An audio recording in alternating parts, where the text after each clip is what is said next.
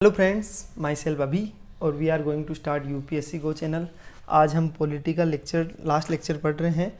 मतलब जो अगस्त मंथ की मंथली मैगजीन चल रही है उसके अंदर अब पॉलिटिकल लास्ट लेक्चर है। पॉलिटी आज के टॉपिक में ख़त्म हो जाएगी। हो सकता है इसके बाद अपन गवर्नमेंट स्कीम भी पढ़े। तो लेट्स स्टार्ट दिस टॉपिक। आपको पता ही है मेरा तरीका कैसे क्या रहेगा। हम उससे रिलेटेड सारे आर्टिकल पढ़ लेंगे। उससे रिलेटेड अगर कोई भी इन्फॉर्मेशन होगी जो कि इन्फॉर्मेटिव होगी तो अपन उसको ज़रूर पढ़ेंगे। ठीक है। सबसे पहले मतलब पॉइंट क्या है, registration of birth and death act 2023। तो registration of birth and death amendment act 2023। अब ये बहुत इंपॉर्टेंट है। इसके अंदर सबसे पहले अपन एक बॉडी का नाम है registrar general and census commissioner of India. उसका एस्टेब्लिशमेंट कब हुआ था, याद रखना 1961 के अंदर। मिनिस्ट्री कौन सी है, ministry of home affairs.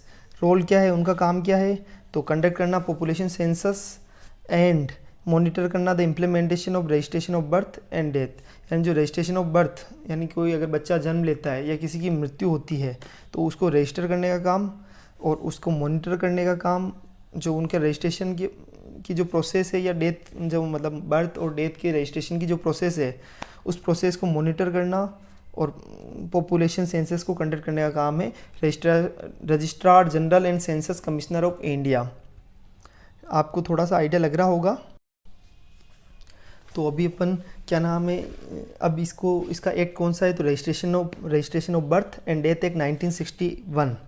Registration of birth and death act 1961 के अंदर ये जो रजिस्ट्रार जनरल है वो उसके अंदर आता है। तो the census commissioner India is also designed as registrar general India under the RBD act 1961।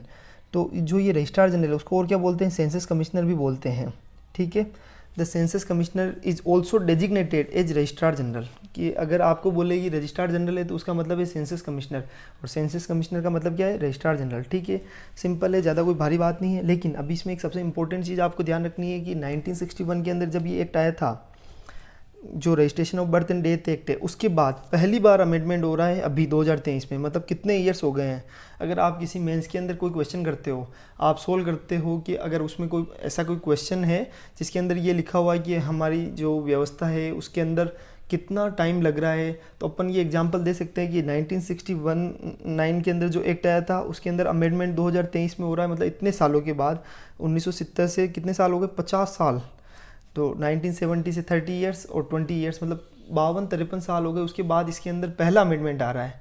याद रखना यूपीएससी के अंदर प्रीलिम्स में भी क्वेश्चन आ सकता है इससे रिलेटेड कि registrar general and census commissioner of India मतलब उस बॉडी 1961 में एस्टेब्लिश हुई थी, उससे रिलेटेड एक्ट है registration of birth and death amendment act. मतलब ये जो एक्ट है registration of birth and death act 1969। और उसके बाद उसमें लिखा हो सकता है कि अब तक अप टू 2023 इसमें 3 बार अमेंडमेंट हो चुका है। तो अपने को क्या बोलना है, थर्ड ऑप्शन गलत है, क्योंकि 2023 तक सिर्फ पहला अमेंडमेंट ही एक अमेंडमेंट हुआ है अभी इस 2023 तक, सिंस अभी तक। तो ऐसा क्वेश्चन आना आजकल सिंपल है। तो वी हैव टू याद रखना पड़ेगा, अपने को सारी चीज़ें समझनी होगी। चलो अभी अपन उसके फीचर्स पढ़ लेते हैं कि 1969 का जो एक्ट है उसके क्या फीचर्स है। तो provides for the regulation registration of birth and deaths in India. India के अंदर जो बर्थ एंड डेथ है उसका रजिस्ट्रेशन और रेगुलेशन करने का काम करता है जो 1969 वाला जो एक्ट है उसके अलावा। ठीक है, उसके अलावा प्रोवाइड्स फॉर द मतलब जो रजिस्ट्रार जनरल ऑफ इंडिया है उसके अपॉइंटमेंट के लिए प्रोविज़न करता है। और उसका अपॉइंटमेंट कौन करेगा, सेंट्रल गवर्नमेंट अपॉइंट करेगी इस एक्ट को इम्प्लीमेंट करने के लिए। उसके अंदर याद रखना, एक तो चीफ रजिस्ट्रार होता है, एक डिस्ट्रिक्ट रजिस्ट्रार होता है, एक रजिस्ट्रार होता है। उसको अपॉइंट किया जाएगा हर स्टेट के अंदर बाय द स्टेट गवर्नमेंट के द्वारा for the implementation of the act in the state, district and local area. Central level पे है रजिस्ट्रार जनरल ऑफ इंडिया, उसको सेंट्रल गवर्नमेंट अपॉइंट करेगी। स्टेट लेवल पे चीफ रजिस्ट्रार, डिस्ट्रिक्ट लेवल पे district registrar, और जो क्या नाम है लोकल एरिया में रजिस्ट्रार होगा। और इन तीनों को अपॉइंट करने का काम किसका है, स्टेट गवर्नमेंट का। Certain persons to report birth. इन लोगों की क्या करना है, जो बर्थ और डेथ हुई है उसको रिपोर्ट करना है किसको, रजिस्ट्रार को। हर जो भी जैसे कि अपने घर में कोई भी नया बच्चा जन्म लेता है तो अपने को उसका रजिस्ट्रेशन कराना पड़ेगा उसकी बर्थ को, like a medical officer in charge. जैसे कि महात्मा गांधी हॉस्पिटल है, हर मतलब डिस्ट्रिक्ट में महात्मा गांधी हॉस्पिटल रहता है। नॉर्मल कोई भी स्टेट हॉस्पिटल है, कोई भी या तो गवर्नमेंट हॉस्पिटल होगा या प्राइवेट हॉस्पिटल होगा, तो उसके अंदर जो मेडिकल ऑफिसर इंचार्ज होगा उसका काम होगा कि वहाँ पर जो भी बच्चा जन्म ले रहा है बर्थ और डेथ उसको रजिस्ट्रार को मतलब रिपोर्ट करने का काम होगा। ठीक है। इसके अंदर और कौन से प्रोविज़न है, तो इसमें प्रोविज़न है कि extract from the register related to any birth और डेथ, यानी अगर किसी को डेटा प्राप्त करना है कि अगर किसी व्यक्ति की मृत्यु और उसका रजिस्टर से, तो उससे डेटा भी एक्सट्रैक्ट किया जा सकता है। इन रेस्पेक्ट ऑफ बर्थ और death occurring in a house, अगर हाउस के अंदर बहुत सारे बच्चे तो हॉस्पिटल में जन्म लेते हैं तो मेडिकल इंचार्ज की रिस्पॉन्सिबिलिटी है, जो मेडिकल ऑफिसर इंचार्ज है। लेकिन अगर बच्चे की का जन्म या किसी व्यक्ति की मृत्यु घर पर होती है तो house head of the house की ड्यूटी होगी, और अगर हॉस्पिटल में होती है तो मेडिकल ऑफिसर इंचार्ज रिस्पॉन्सिबल है रिपोर्टिंग के लिए, कि घर का जो मुखिया है उसको रिपोर्ट करना है कि हमारे यहाँ पे ये बच्चा जन्म लिया है, और उसको किसको रिपोर्ट करना होगा, रजिस्ट्रार को, जो लोकल एरिया का जो रजिस्ट्रार है। ठीक है। ए birth certificate can be obtained without the name of the child, यानी जब बच्चा जन्म लेता है तो उसका कोई नाम नहीं होता है, तो पहली बार आपको पता है कि अपन नाम किस में लिखते हैं, बर्थ सर्टिफिकेट के अंदर ही, और उसको मान्य कर लिया जाता है। ठीक है। Next, registration of birth and death falls under the concurrent list, याद रखना ये इंपॉर्टेंट है, कॉन्करेंट लिस्ट में आता है registration of birth and death. उसके अलावा 2019 के अंदर जो national level of registration of birth, मतलब नेशनल लेवल पे बर्थ के रजिस्ट्रेशन 100 में से 93 लोगों ने अपने आप को रजिस्टर कराया कि हमारे यहाँ बच्चों ने जन्म लिया है, भले वो हॉस्पिटल्स हो या घर पे हो, कहीं पे भी जन्म हुआ है, तो 100 में से 93 लोगों ने नेशनल लेवल पर रजिस्ट्रेशन कराया है कि भाई बर्थ की रजिस्ट्रेशन रेट, और डेथ रजिस्ट्रेशन 92%। मतलब इतने लोग अभी जागरूक हो चुके हैं, अवेयर हो चुके हैं 100 में से 93 लोग की वो अपने आप को रजिस्टर करवा रहे हैं कि हाँ मेरे बच्चे ने जन्म ले लिया है। This act had not been amended since its inception, अभी मैंने आपको ये समझाया था कि शुरुआत से अभी तक इसमें एक्ट में कोई अमेंडमेंट नहीं हुआ है। देयरफॉर मैंने अभी भी आपको शुरुआत में बता दिया था कि अभी तक ये एक्ट एक बार भी अमेंडमेंट, इसकी शुरुआत से अभी तक एक बार भी अमेंडमेंट नहीं हुआ है। Therefore new amendment is brought, ये अभी जो अमेंडमेंट लेके आए सोसाइटल चेंज को देखते हुए और टेक्नोलॉजिकल डेवलपमेंट को देखते हुए लेकर आए हुए हैं, और efficient and transparent delivery of public service and societal benefits. अभी इसके जो बर्थ एंड डेथ अमेंडमेंट एक 2023 है, उसकी क्या फीचर्स है तो उसके बारे में अपन पढ़ लेते हैं। Database of birth and death, जो बर्थ एंड डेथ है उसकी डेटाबेस के बारे में, कि सबसे पहले तो उनको क्या करना पड़ेगा, अभी टेक्नोलॉजिकल डेवलपमेंट बहुत हो चुका है, हम डिजिटल इंडिया की ओर बढ़ चुके हैं, there are so many provisions, और इतना फाइनेंशियल इंक्लूजन हो रहा है, तो आईटी टेक्नोलॉजी सब चीज़ें बढ़ चुकी है। तो नाउ सबसे ज़रूरी क्या है कि डेटा मेंटेन करना। तो अभी जो एक डेटाबेस मेंटेन किया जाएगा बर्थ और डेथ का, तो उसके लिए एक रजिस्ट्रार जनरल ऑफ इंडिया, जो अपना जो रजिस्ट्रार जनरल ऑफ इंडिया है वो एक मेंटेन करेगा national database of registered birth and death. और जो चीफ रजिस्ट्रार है और जो रजिस्ट्रार लोकल एरिया पे होते हैं उनको ओब्लाइज्ड करना, वो ओब्लाइज्ड है to share data of registered birth and death to the national database. जो पहले एक नेशनल लेवल पे एक डेटाबेस बनाया जाएगा, और उसको डेटाबेस को कौन मेंटेन करेगा, रजिस्ट्रार जनरल ऑफ इंडिया। और जो चीफ रजिस्ट्रार है और जो रजिस्ट्रार है वो क्या करेंगे, नेशनल डेटाबेस के अंदर मतलब रिपोर्ट करने का काम उनका होगा, डेटा को शेयर करने का।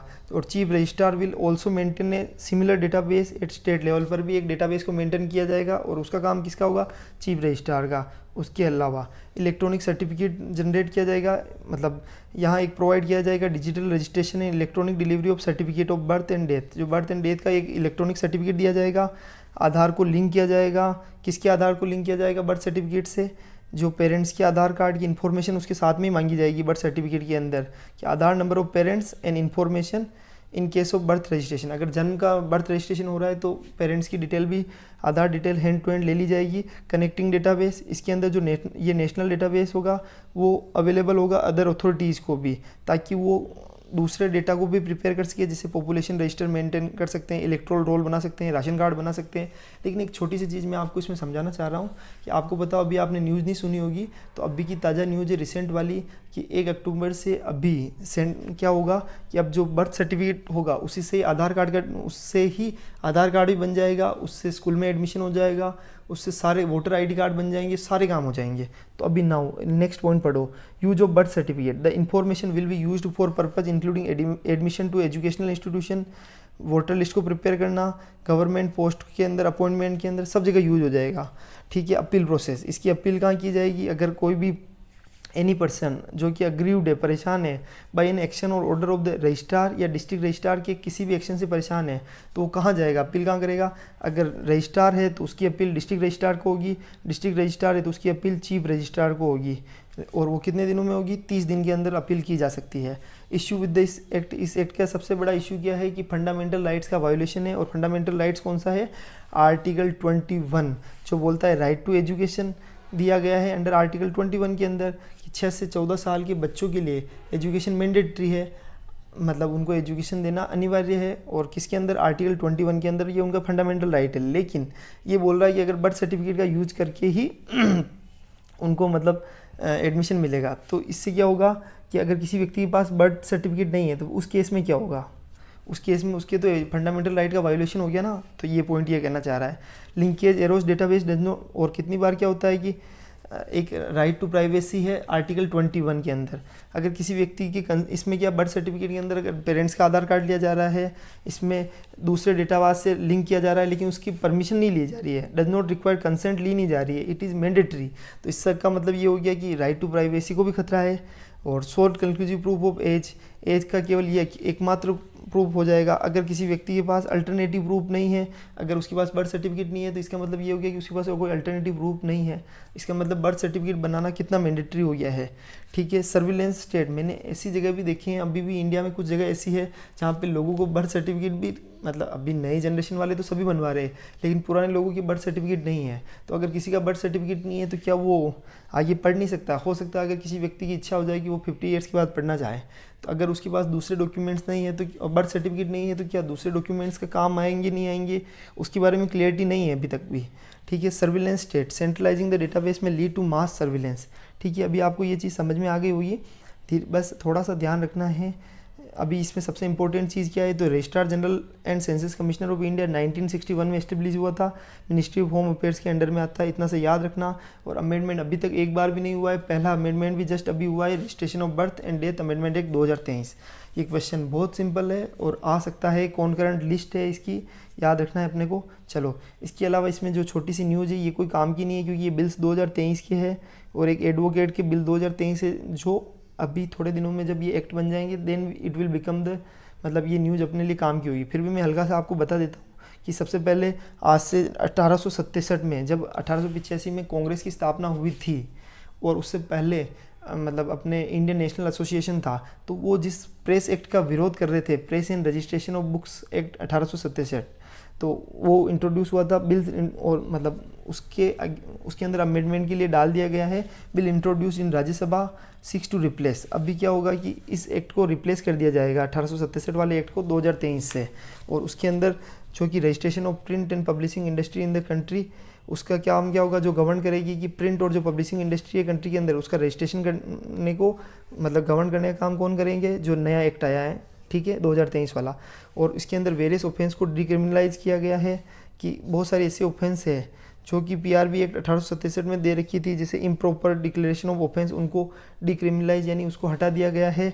उसके अलावा एक अपीलेट बोर्ड भी बनाया जाएगा, जिसके अंदर चेयरमैन कौन होगा? प्रेस काउंसिल ऑफ इंडिया, मतलब headed by the chairman, press council of India के द्वारा हेड की जाएगी अपीलेट बोर्ड को, ताकि वो अपील सुन सकता है against refusal of grant of registration of penalty और सस्पेंसरी कैंसिलेशन ऑफ रजिस्ट्रेशन। अगर जैसे पीआरजी का मतलब क्या होता है, पहले मैं आपको यहाँ पे एक पॉइंट है, सेंट्रल गवर्नमेंट एक अपॉइंट करेगी इसके अंदर, इस एक्ट के अंदर एक press registrar general of India, PRG को अपॉइंट करेगी। कौन अपॉइंट करेंगे? सेंट्रल गवर्नमेंट, जिसका काम क्या होगा? रजिस्ट्रेशन और के जो सर्टिफिकेट को सस्पेंड करना, कैंसिल करना, और क्या नाम, ये काम होगा। उसके अलावा किसी भी अगर कोई अनलॉफुल एक्टिविटी करता है, कोई व्यक्ति ऐसा टेररिस्ट है, तो अगर ये चाहे तो उनको रजिस्टर करने का काम भी होगा इस press registrar general of India का। जो पीआरजी है उसका काम होगा कि अगर कोई ऐसा व्यक्ति है जो टेररिस्ट है और अनलॉफुल एक्टिविटी में काम करता है, तो वो पीरियोडिकल नहीं छाप सकता है, पीरियोडिकल नहीं बना सकता है, क्योंकि वो फिर क्या करेगा, अपने माइंड की जो ओपिनियंस है उसको लोगों पर थोपेगा और उससे नेशन की इंटीग्रिटी और यूनिटी को खतरा हो सकता है। ठीक है। तो बस सिंपल है, ज़्यादा कोई भारी बात नहीं है इसके अंदर। तो कहने का मतलब ये है इसमें सिंपल सा कि इसमें एक अपीलेट बोर्ड होगा, किसी के रजिस्ट्रेशन इम्पोजिशन में अगर कुछ भी गलती है तो उसके लिए भी एक अपीलेट बोर्ड बनाया गया है। इस पर we will discuss on this, but अभी ये चीज़ इतनी काम की नहीं है, बस थोड़ा सा याद रखना है। और जो पीआरबी एक्ट 1867 है उसको किसने, मतलब उसको कब इनेक्ट किया गया था? उस टाइम पे वाइस रॉय कौन थे? तो उस time vice Roy Lord John Lawrence थे। बस याद रखना है, क्योंकि यूपीएससी कैन आस्क एनीथिंग, ठीक है ना। और एक एडवोकेट अमेंडमेंट बिल 2023 है, वो भी इतना कुछ काम का नहीं है। उसमें क्या होता है कि जैसे कि इसके अंदर हर हाई कोर्ट और डिस्ट्रिक्ट जज can frame and publish list of टोट्स। देखो मैं समझा देता हूँ। टोट कौन पर्सन होता है कि ऐसा व्यक्ति जो कि लीगल प्रैक्टिशनर की एम्प्लॉयमेंट को प्रोक्योर कर लेता है। जो लीगल प्रैक्टिशनर होते हैं वो जो एम्प्लॉयमेंट होती है उसको खरीद लेता है, उनको पेमेंट देता है और उसके बदले उनकी मतलब एम्प्लॉयमेंट को खरीद लेता है, उनसे काम करवाता है।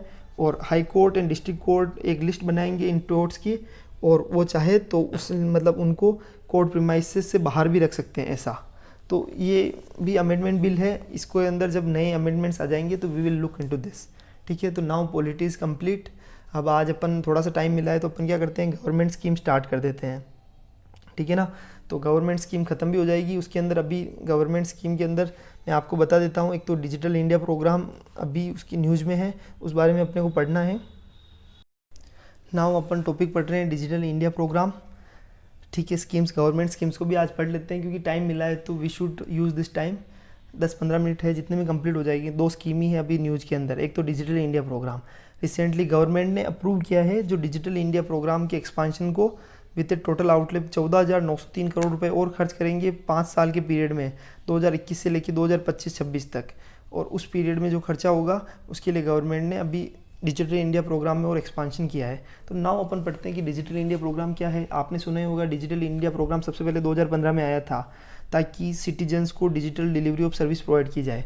अब डिजिटल इंडिया प्रोग्राम का उद्देश्य क्या था, तो एक ही उद्देश्य था कि भाई उसके अंदर मतलब डिजिटल इंडिया के 9 पिलर्स हैं, जिसके अंदर क्या होगा, लोगों को नेट कनेक्टिविटी प्रोवाइड की जाएगी, पब्लिक इंटरनेट प्रोवाइड किया जाएगा, लोगों को मतलब मोबाइल फ़ोन प्रोवाइड मतलब लोगों को मोबाइल फ़ोन की एक्सेस प्रोवाइड की जाएगी, जिसके अंदर मतलब मोबाइल फ़ोन इतने सस्ते होंगे कि हर व्यक्ति के पास मोबाइल फ़ोन हो। उसके अलावा ई गवर्नेंस सिस्टम हो, गवर्नमेंट की जितने भी सिस्टम है वो टेक्नोलॉजी के थ्रू काम करे। मैन्युफैक्चरिंग के अंदर इलेक्ट्रॉनिक्स की मैन्युफैक्चरिंग ज़्यादा से ज़्यादा हो, इंडिया के अंदर इलेक्ट्रॉनिक प्रोडक्ट की मैन्युफैक्चरिंग हो, और import zero, net import zero होना चाहिए। उसके अलावा जॉब्स क्रिएट करनी, आईटी वाली, अर्ली हार्वेस्ट प्रोग्राम, और सभी के लिए इंफॉर्मेशन प्रोवाइड करना सभी लोगों को, और इलेक्ट्रॉनिक डिलीवरी ऑफ सर्विसेज की डिलीवरी भी इलेक्ट्रॉनिक। जैसे कि अब गवर्नमेंट की सर्विसेज है, गवर्नमेंट की जो स्कीम्स है, अगर लोगों को ऐप के थ्रू पता चल जाए, मोबाइल के थ्रू पता चल जाए, तो इस तरह एक तरह से पूरे इंडिया को डिजिटलाइज करना है। ठीक है, तो 2015 में ये स्कीम लॉन्च हुई थी। अब डिजिटल इंडिया प्रोग्राम एक मिशन है जिसका उद्देश्य क्या है, इंडिया को मतलब डिजिटलाइज करना, technology central to enabling charge. India को मतलब एक भविष्य में एक फ्यूचर अच्छे चेंज के लिए टेक्नोलॉजी सेंट्रल बनाना है, कि इंडिया को डिजिटलाइज करना है। सिंपल अपन समझ सकते हैं। It is an umbrella programme जो क्या करता है, multiple project of various central ministry और जो स्टेट एंड यूनियन टेरिटरी है उनके बहुत सारे मल्टीपल प्रोजेक्ट को कवर करता है। ये अम्ब्रेला प्रोग्राम है, और सेंट्रल मिनिस्ट्री डिपार्टमेंट और state government would have the overall responsibility for the implementation of various mission mode and other project under the digital India programme. Digital India programme में बहुत सारे जो भी स्कीम्स है, बहुत सारे जो भी प्लान्स है, उन सबको इम्प्लीमेंट करने का काम किसका है, सेंट्रल मिनिस्ट्रीज़ का और स्टेट गवर्नमेंट का।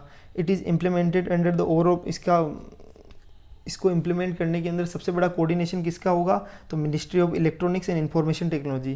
क्योंकि नाम ही क्या है, डिजिटल इंडिया प्रोग्राम, मतलब चीज़ों को डिजिटलाइज करना है, तो उसमें मिनिस्ट्री कौन सी आ जाएगी, ministry of electronics and information technology.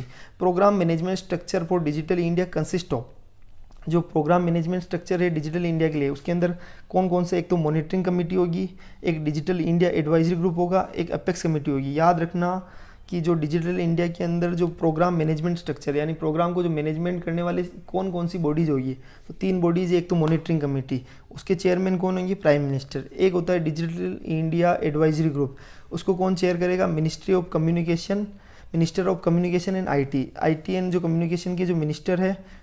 ठीक है, उसके अलावा एक एपेक्स कमेटी और होगी जिसको चेयर कौन करेगा, कैबिनेट सेक्रेटरी। तो इन 3 जनों को मतलब एक तो प्राइम मिनिस्टर, एक कैबिनेट सेक्रेटरी और कम्युनिकेशन एंड आईटी मिनिस्टर को अलग अलग कमेटी के हेड बनाया गया है। ठीक है, इनका रोल होगा कि डिजिटल इंडिया के जो स्ट्रक्चर है उसको मैनेज करना, प्रोग्राम मैनेजमेंट स्ट्रक्चर का काम करना है। ठीक है, इसके अंदर 3 की मतलब जो अपना डिजिटल इंडिया प्रोग्राम है उसके अंदर 3 एरियाज़ के ऊपर उनका विजन को बेस किया गया है कि डिजिटल इंडिया की जो उद्देश्य है वो 3 उद्देश्य है, मेन उद्देश्य है। एक तो डिजिटल इंफ्रास्ट्रक्चर को as a utility to every citizen, यानी हर सिटीजन के पास उसको प्रोवाइड करना। दूसरा governance and service on demand, यानी डिमांड ऑन द डिमांड। अपन नहीं कहते कि जैसे कि होम ऑन डिमांड यानी बोलते ही घर सामने।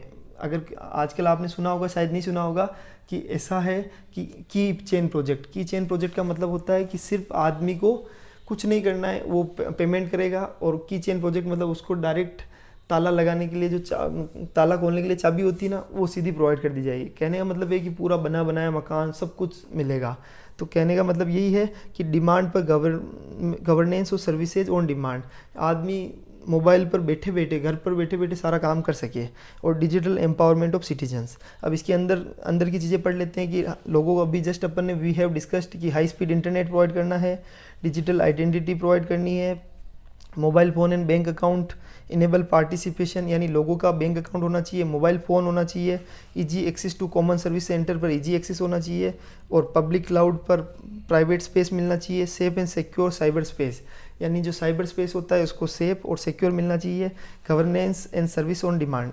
ठीक है, इसमें क्या है, सीमलेस इंटीग्रेटेड एरोज मतलब गवर्नेंस की जो सर्विस, यानी हर आदमी को बैठे बैठे ही ऑन डिमांड पर इंटीग्रेटेड, जो सीमलेसली इंटीग्रेटेड एरोज डिपार्टमेंट और जुरिस्डिक्शन, यानी अलग अलग डिपार्टमेंट और सर्विस एक ही पोर्टल पर मिल जाए। अभी आपने राजस्थान के अंदर एक अससो आईडी सुना होगा, राजस्थान अससो लॉगिन। तो जो राजस्थान के अंदर जो अससो लॉगिन है उसके अंदर आप खोलोगे तो राजस्थान की सारी सर्विसेज मिल जाएगी। उसके अंदर राजस्थान की मतलब रिक्रूटमेंट पोर्टल भी मिल जाएगा, मेडिकल डिपार्टमेंट का पोर्टल भी मिल जाएगा, हेल्थ डिपार्टमेंट, सारी चीज़ें एक ही जगह मिल जाएगी। तो ये सिर्फ एग्जाम्पल है। तो कहने का मतलब है कि जो गवर्नेंस सर्विस ऑन डिमांड, अभी केरल ने भी अपना एक ई गवर्नेंस पोर्टल लॉन्च किया है, जो केरल का गवर्नेंस सिस्टम में पूरे इंडिया के अंदर पहला सिस्टम उन्होंने लॉन्च किया है, केरल का गवर्नेंस सिस्टम। ठीक है, उसके अलावा all citizen entitlement to be available on the cloud services digitally transport to improve ease of doing business, making financial transaction electronic and मतलब केसलेस, यानी जो फाइनेंशियल ट्रांजेक्शन है उनको इलेक्ट्रॉनिकली यूपीआई के थ्रू करना है, केसलेस होने चाहिए। और उसके अलावा मतलब ये क्या बोलते हैं, डिजिटल एम्पावरमेंट ऑफ सिटीजन करना, यूनिवर्सल डिजिटल लिटरेसी, लोगों को डिजिटल, जैसे मोबाइल फ़ोन होगा तो मोबाइल फ़ोन देने से काम नहीं चलता है, उनको नॉलेज भी होना चाहिए कि मोबाइल फ़ोन कैसे चलाते हैं। तो धीरे धीरे डिजिटल लिटरेसी को बढ़ावा देना है, डिजिटल रिसोर्सेज को एक्सेस करवाना है लोगों के पास। डिजिटल रिसोर्स में क्या आ गए, लैपटॉप आ गए, मोबाइल्स आ गए, ये जिसके थ्रू वो यूटिलाइज कर सके सर्विसेज को। उसके अलावा 1 सेकंड में पानी पी लेता हूँ। उसके बाद क्या नाम है, all document certificate are to be available on the cloud, cloud पे सारे सर्टिफिकेट अवेलेबल करवाए जाएंगे। All document certificates are to be available on the cloud. ठीक है, और अवेलेबिलिटी ऑफ डिजिटल रिसोर्स, ये अभी पढ़ ही लिया था, डिजिटल प्लेटफॉर्म को कोलैबोरेट करना, और ये सारी चीज़ें हैं। ठीक है, सम ऑफ द की इनिशिएटिव उसके अंदर क्या है, तो आधार इनिशिएटिव, जो कि अपन आधार कार्ड बोलते हैं। धीरे धीरे आपने देखा है कि आप UIDAI की साइट से आधार कार्ड को डाउनलोड कर सकते हो, उसके अंदर चेंज कर सकते हो, आधार कार्ड के अंदर घर पे बैठे आधार कार्ड को डाउनलोड कर सकते हो। आप कितनी बड़ी बात है, आपको सिर्फ आपके आधार नंबर पता होने चाहिए। उसके अंदर कुछ भी अपडेट्स हो तो उसके लिए आपको आधार सेंटर जाने की ज़रूरत नहीं है, देख सकते हो कि मेरा आधार अपडेट हो गया है या नहीं हो गया है, मोबाइल नंबर अपडेट कर सकते हैं। ठीक है, common service centre, digi locker, डिजी सेवक, भारत ब्रॉडबैंड नेटवर्क, और इसकी तरह बहुत सारे हैं, साइबर स्वच्छता केंद्र। ठीक है, तो ये सारी चीज़ें हैं। Internet of things, centre of excellence for internet of things के लिए सेंटर ऑफ एक्सीलेंस CERT इन। ठीक है, तो ये सारे की इनिशिएटिव्स है इसी के अंदर, डिजिटल इंडिया प्रोग्राम के अंदर। आधार कार्ड 2013 में आ गया था, लेकिन उस टाइम पे इसकी क्या नाम है, जो स्टार्टिंग थी बहुत धीरे थी। लेकिन नाउ जो आधार कार्ड को डिजिटल इंडिया प्रोग्राम के अंदर जब जोड़ा गया तो उससे क्या हुआ कि लोगों के पास मतलब जैसे जैसे डिजिटल रिसोर्सेज बढ़े तो साथ में आधार कार्ड को भी जोड़ा गया। उससे क्या है कि ये अभी आपको पता है कि पैन कार्ड को आधार कार्ड से लिंक करना स्टार्ट कर दिया गया है, लास्ट डेट भी निकल चुकी है, तो पैन कार्ड आधार कार्ड से लिंक हो गए। अब धीरे धीरे वोटर ID कार्ड को आधार कार्ड से लिंक किया जाएगा। इस तरह एक नेशनल डेटाबेस बन रहा है। तो डिजिटल इंडिया प्रोग्राम का ये बेनिफिट है। अब सम न्यू इनिशिएटिव है जो कि अभी अपन शुरुआत में जिसके कारण ये न्यूज़ आई है। तो क्या न्यू इनिशिएटिव है, एक तो 6.25 लाख, याद रखना, IT प्रोफेशनल को रीस्किल किया जाएगा, अब स्किल किया जाएगा किसके अंदर, फ्यूचर स्किल प्राइम प्रोग्राम के अंदर। दूसरा 9 more super computer will be added, 9 super computer को ऐड किया जाएगा जिसके अंदर नेशनल सुपर कंप्यूटर मिशन के अंदर। एक याद रखना भाषिणी, एक मतलब AI जो अपन कहते हैं artificial intelligence enabled multi language translation tool है किसके अंदर, जो कि 10 लैंग्वेज में इनेबल्ड है।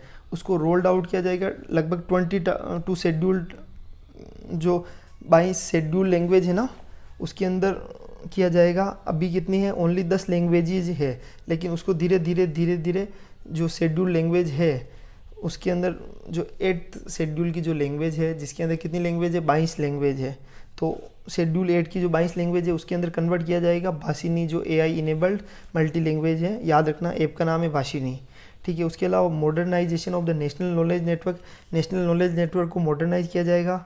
और 3 centre of excellence in artificial intelligence, जिसमें हेल्थ, एग्रीकल्चर और सस्टेनेबल सिटीज़ के ऊपर सेटअप किया जाएगा। सिंपल है। इसका ऑब्जेक्टिव क्या है डिजिटल इंडिया का, तो उद्देश्य यही है कि इंडिया को, अभी शुरुआत में बात हो गई थी कि डिजिटल एम्पावर्ड सोसाइटी बनाना है, इंडिया को फुल्ली डिजिटलाइज करना है और डिजिटल एक्सेस मतलब इंडिया को डिजिटल इंक्लूसिव बनाना है, डिजिटल एक्सेस प्रोवाइड करना है, डिजिटल एम्पावर करना है इंडिया को, एंड डिजिटल डिवाइड को, जो गैप को कम करना है। उसके अलावा जितनी भी गवर्नमेंट सर्विसेज है वो अवेलेबल हो सिटीजन्स को इलेक्ट्रॉनिकली। आपको समझ में आ गया होगा कि डिजिटल इंडिया प्रोग्राम ने, अपन ने इसको इतना वाइडली पढ़ा है कि now you will get to know कि 2015 के अंदर आया था। इसके 9 पिलर्स क्या, मतलब इसके जो 9 पिलर्स थे वो क्या थे। उसके अलावा कौन सी ministry of electronics and information technology के कोऑर्डिनेशन में काम करेंगे, 3 कमेटी है, एक तो मॉनिटरिंग कमेटी, एक डिजिटल इंडिया एडवाइजरी ग्रुप, एक एपेक्स कमेटी। हेड कौन कौन करेंगे, एक को प्राइम मिनिस्टर हेड करेंगे, एक को minister of communication and IT, एक को कैबिनेट सेक्रेटरी हेड करेंगे, ठीक है। और बस वही चीज़ें हैं। अब एक स्वामित्व स्कीम और पढ़ लेते हैं। स्वामित्व स्कीम को आपने नहीं पढ़ा हो तो मैं आपको सिर्फ समझा देता हूँ। स्वामित्व स्कीम का फुल नेम है, नाम पढ़ते ही स्वामित्व स्कीम आपको समझ में आ जाएगी। क्या है स्वामित्व स्कीम का name, survey of villages and mapping with improvised technology in villages area. यानी जो विलेज एरिया है उसके अंदर इम्प्रोवाइज्ड टेक्नोलॉजी के साथ मैपिंग करना है गाँवों की, और विलेज आबादी का सर्वे करना है, ठीक है। तब आपको नाम से समझ में आ गया होगा इसका उद्देश्य क्या है, कि वही जो गाँव का मानचित्रीकरण करना है जियो टेक्नोलॉजी का यूज करके, जो अपन मतलब ऑनलाइन टेक्नोलॉजी का यूज करके इंडिया के जितने भी विलेज है उन सब का सर्वे करना है। इसके अंदर प्रॉपर्टी कार्ड बनेगा लोगों का, उनकी प्रॉपर्टी के मतलब डिमार्केशन हो जाएगा कि ये एरिया उसका है, उस व्यक्ति का प्रॉपर्टी कार्ड बन जाएगा और प्रॉपर्टी कार्ड को आप डाउनलोड कर सकते हो। तो ये स्वामित्व स्कीम के फ़ायदे हैं। सबसे पहले तो ये एक सेंट्रल सेक्टर स्कीम है ऑफ द मिनिस्ट्री ऑफ किसकी, पंचायती राज, फॉर्मली लॉन्च इन 2021 के अंदर लॉन्च किया गया था ऑफिशियली।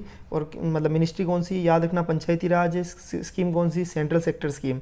इसको लॉन्च किया गया है to provide rural India with a integrated inhabited आबादी प्रॉपर्टी ओनरशिप सॉल्यूशन। इसको इसलिए लॉन्च किया ताकि लोगों को, रूरल इंडिया के अंदर लोगों को प्रॉपर्टी ओनरशिप का सॉल्यूशन निकल सके और उनके बीच में जो मतलब डिस्प्यूट्स होते हैं उनको अपन सेटल कर सकते हैं। This will provide the record of rights to village household owners को, जो विलेज गाँव के हाउस होल्ड ओनर्स हैं उनको रिकॉर्ड ऑफ राइट प्रोवाइड करना है। जो मैंने आपको सिंपल 2 लाइनों में बोला है वो सारी चीज़ें लिखी हुई है नीचे। इसके अंदर 6.62 लाख विलेज है जिसको 2020 से लेकर 2024-25 तक उस स्कीम के अंदर कवर कर दिया जाएगा। इसके अंदर फाइनेंशियल आउटले 566 करोड़ रुपए 5 साल के अंदर खर्च किए जाएंगे। Main activity under the scheme, इसके अंदर क्या होगा, एक तो large scale mapping using drones का यूज करके लार्ज स्केल मैपिंग की जाएगी। रूरल एरिया जो आबादी एरियाज है उसको मैप किया जाएगा बाई survey of India using drone survey के द्वारा। Maps generated are geo referenced maps, मतलब जियो रेफरेंस मैप्स होंगे capturing digital image of property in the rural आबादी area. Preparation and distribution of property card distribute किए जाएंगे maps के basis पे, और ये स्टेट गवर्नमेंट की रिस्पॉन्सिबिलिटी होगी। और एक कंटिन्यूस ऑपरेटिंग रेफरेंस स्टेशन बनाया जाएगा, establishment of continuous operating reference station. उसका काम क्या होगा कि accurate geo referencing and ground truthing and lands को डिमार्केशन, यानी उनको मार्क किया जाएगा कि ये इस व्यक्ति की है, ठीक है। तो कंटिन्यूस स्कीम का नाम, स्टेशन का नाम याद रखना, कंटिन्यूस ऑपरेटिंग रेफरेंस स्टेशन। उसके अलावा स्वामित्व डैशबोर्ड बनाया जाएगा। उसका क्या फ़ायदा मिलेगा, उसके कारण रियल टाइम प्रोग्रेस मॉनिटरिंग हो जाएगी। स्वामित्व इम्प्लीमेंटेशन, जो स्कीम इम्प्लीमेंटेशन उसकी रियल टाइम मॉनिटरिंग हो जाएगी स्वामित्व डैशबोर्ड के थ्रू। एक डिजी लॉकर ऐप है, उससे आप प्रॉपर्टी कार्ड को डाउनलोड कर सकते हो। डिजी लॉकर ऐप नाम सुना ही होगा। उसके अलावा 2021 के अंदर एक क्वेश्चन आया था, 2021 या 22 में, मुझे शायद 2021 में आया होगा कि एंड्रॉयड ऐप कौन कौन से है, 4 ओपन, जिसको अपन बोलते हैं ओपन, मतलब क्या बोलते हैं, मतलब यूपीएससी के अंदर क्वेश्चन आया था, मुझे एक्चुअली पूरा याद नहीं आ रहा है, पर हाँ एंड्रॉयड पर क्वेश्चन आया था कि ओपन टेक्नोलॉजी के, ओपन बेस्ड जो एंड्रॉयड सिस्टम होते हैं उसके अंदर 4 ऐप्स के नेम दिए थे ऑप्शंस में, और बताओ कि इसमें से कौन सा नहीं है। तो उसके अंदर नन ऑफ द अबव था, क्योंकि डिजी लॉकर भी था, उसके अलावा आयुष्मान भारत और ये सारे, एक अपना जो कोविड ऐप था, कोविन ऐप तीन चार ही ऑप्शंस थे। तो इसका मतलब ये हो गया है कि यूपीएससी कैन आस्क एनीथिंग, इसलिए आपको सभी के लिए रेडी होना होगा। एक ग्राम मानचित्र funds release to the national informatics centre, national informatics centre को फंड रिलीज़ किए जाएंगे ताकि वो एनहांस कर सके स्पेशल प्लानिंग एप्लीकेशन, ग्राम मानचित्र बना सके। एंड सेंट्रल इंफ्रास्ट्रक्चर के लिए ग्राम मानचित्र बनाए जाएंगे। Information education and communication activity to spread awareness of the scheme की अवेयरनेस को स्प्रेड करने के लिए information education and communication activity की जाएगी। लोगों को इन्फॉर्म किया जाएगा, एजुकेट किया जाएगा, कम्युनिकेट किया जाएगा और प्रोग्राम मैनेजमेंट की सेटिंग की जाएगी at the national and state level पे। चलो अब आपको एक इसके ऑब्जेक्टिव बता देता हूँ कि एक्यूरेट लैंड रिकॉर्ड्स को क्रिएट करना है, लोगों के बीच में प्रॉपर्टी रिलेटेड डिस्प्यूट को रिड्यूस करना है, फाइनेंशियल स्टेबिलिटी को लाने के लिए मतलब रूरल इंडिया के अंदर, ताकि उनको बताया जा सके कि इनेबल देम टू कि उनकी प्रॉपर्टी को कैसे यूज करना है एज ए फाइनेंशियल एसेट। इससे लोगों के अंदर फाइनेंशियल स्टेबिलिटी आएगी और उस मतलब वो ताकि फाइनेंशियल एसेट उस प्रॉपर्टी को कैसे यूज कर सकते हैं, लोन लेने में यूज कर सकते हैं, अदर फाइनेंशियल बेनिफिट के लिए यूज कर सकते हैं। डिटर्मिनेशन ऑफ प्रॉपर्टी टैक्स का डिटर्मिनेशन भी किया जाएगा, जो कि which would accrue to the GPs directly in the state where it is devolved और add to the state exchequer. इसके ऊपर प्रॉपर्टी टैक्स भी लगाया जा सकता है। अभी कोई सिर्फ ये ऑब्जेक्टिव है जिसका सीधा सीधा बेनिफिट किसको मिलेगा, स्टेट गवर्नमेंट को। और क्रिएशन ऑफ सर्वे इंफ्रास्ट्रक्चर का क्रिएशन किया जाएगा। एंड जीआईएस मैप्स यानी जो जियो बेस्ड इंफॉर्मेटिक मैप्स बनेंगे, जो कि बाई एनी डिपार्टमेंट के द्वारा जिनको यूज किया जा सकता है, क्योंकि इसके अंदर कौन कौन से विभाग आ गए, एग्रीकल्चर डिपार्टमेंट आ गया सीधा सा, उसके अलावा पंचायत डिपार्टमेंट आ गए, उसके अलावा बैंक्स आ गए, क्योंकि बैंकिंग डिपार्टमेंट को भी लोन देना है तो वो सीधा सीधा देख सकते हैं कि क्या उस व्यक्ति के नाम पे प्रॉपर्टी है या नहीं है। कितनी बार मिस लीडिंग जो डेटा देखकर लोन ले लिया जाता है, उससे बाद में दिक्कत आती है। नहीं तो उस आदमी के एक्सेस कर सकते हैं कि भाई इस आदमी के पास क्या वास्तव में प्रॉपर्टी है या नहीं है। उसके अलावा to support the preparation of a better quality gram panchayat, better quality gram panchayat को प्रिपेयर करना है। Development plan to support the preparation of a better quality gram panchayat development plan by making use of GIS maps. GIS maps का use करके एक better quality gram panchayat development plan भी बनाया जा सकता है, क्योंकि आपका जो मैप होगा बिल्कुल मतलब एकदम परफेक्ट मैप होगा, उससे यूज कर सकते हैं कि भाई इस एरिया में इसको ये डेवलपमेंट करना है। अगर उनको पता होगा तो सब कुछ हो सकता है। ठीक है, आपको मैं एक चीज़ और समझा देता हूँ। एक होता है सेंट्रल सेक्टर स्कीम, एक होता है सेंट्रल स्पॉन्सर स्कीम। आपको दो चीज़ें मैं समझा रहा हूँ, एक तो होता है सेंट्रल सेक्टर स्कीम, एक होता है central sponsor scheme. Central sector scheme का मतलब है जिसको मतलब सेंट्रल की सारी स्कीमें को इम्प्लीमेंट करने का काम तो वैसे भी स्टेट गवर्नमेंट का है, लेकिन सेंट्रल सेक्टर स्कीम में 100% फंडिंग कौन करता है, सेंट्रल गवर्नमेंट करती है। लेकिन सेंट्रल स्पॉन्सर स्कीम के अंदर सेंट्रल स्पॉन्सर स्कीम में फंडिंग कौन करता है, स्टेट और सेंट्रल दोनों मिलकर करती है, जिसके अंदर मोस्टली रेशियो क्या रहता है 60:40 का, जिसके अंदर सेंट्रल गवर्नमेंट 60% करती है, 40% स्टेट गवर्नमेंट को देना पड़ता है, या 50-50 भी हो सकता है, 40-60 भी हो सकता है। वो कोई मैंडेटरी नहीं है, वो डिसाइड होता है बेसिस मतलब उनके हिसाब से। लेकिन जो नॉर्थ ईस्टर्न स्टेट है उसमें 90:10 का रेशियो कि 90% सेंट्रल गवर्नमेंट और 10% नॉर्थ ईस्टर्न स्टेट देते हैं। तो ये क्या है कि सेंट्रल सेक्टर स्कीम और सेंट्रल स्पॉन्सर स्कीम आपको समझ में आ गया होगा। और इसी के साथ अपन टॉपिक को क्लोज करते हैं। आज आपने क्या क्या पढ़ा है, डिजिटल इंडिया प्रोग्राम पढ़ लिया है, रजिस्ट्रेशन ऑफ बर्थ एंड मतलब डेथ एंड बर्थ वाला रजिस्ट्रेशन भी पढ़ लिया है, डिजिटल इंडिया प्रोग्राम पढ़ लिया है, उसके अलावा स्वामित्व स्कीम पढ़ लिया है। ठीक है, ये खत्म हो गया। कल अपन दूसरा टॉपिक के साथ आएंगे। Thank you so much. जय हिंद, जय भारत। आप चाहो तो मेरी स्पीड स्लो तो इसको 1.25 पर करके देख सकते हो, इससे आपके लिए थोड़ा इजी रहेगा। एंड इसके अलावा आपको कुछ भी अगर गलत लगता है तो आप कमेंट कीजिए, शेयर कीजिए, सब्सक्राइब कीजिए। आप कमेंट कीजिए, उस हिसाब से हम तुरंत इम्प्रूव करेंगे। Thank you so much. जय हिंद, जय भारत।